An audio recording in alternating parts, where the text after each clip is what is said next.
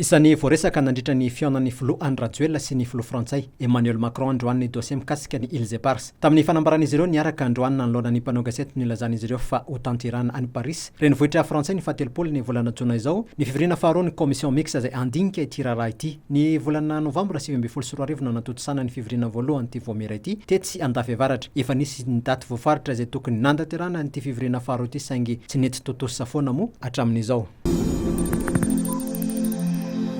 Isan'ireo andray anjara amin'ny tetikasa volobe ny orinasa Frantsay Électricité de France na ny EDF. Nisy androany fanaovan-tsinity ny iavolona namarika ny fidiran'ity orinasa Frantsay ity ho isan'ireo manana petrabola ao amin'ny orinasa Compagnie Générale d'Hydroélectricité de Volobe na ny CGHV zay orinasa mpitrandranka ity tetikasa ity. Zay ivana fa ny tetikasa fandroenana foibe famokarana angovo avy amin'ny riandrano Volobe dia isan'ireo tetikasa goavana amin'ny famokarana angovo azo avaozana eto Madagasikara. Nahafaly ny filoha Frantsay Emmanuel Macron ny fanombohan'ity tetikasa ity tsy ho ela.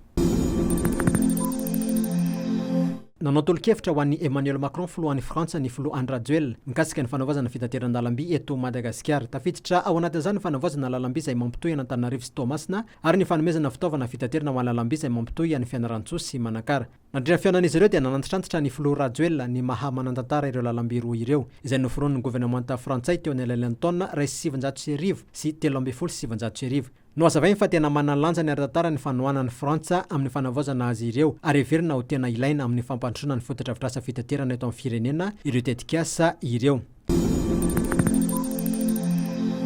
Ho avy any Roma natrika ny fandevenana ny Papa François ny sabotsy izao ny Cardinal Désiré Tsarazana sy Monseigneur Fabien Rarlambonienne filohan'ny fivondronam-beny veka eto Madagasikara. Raha ny fantatra dia androany hariva no anainga hiala teo tanindrazana izy ireo. Izy ireo araka ny nambarany evekan'ny Morondava no isolotena ny fiangonana eto Madagasikara amin'ny fotoana io. Amin'ny maha Cardinal mpifidy an'ny Désiré Tsarazana dia isan'ireo andray anjara amin'ny conclave ny tenany ilay fiuboana ataon'ireo Cardinal mpifidy izay hifidy intantana indray ny fiangonana katolika maneran-tany. Zava-dehibe ho an'i Madagasikara hoy izy ny fahafahana mandray anjara amin'izany fivitianana izany ka angatana vavaka. Sambany no andray anjara amin'ny conclave ny Cardinal Désiré Tsarazana.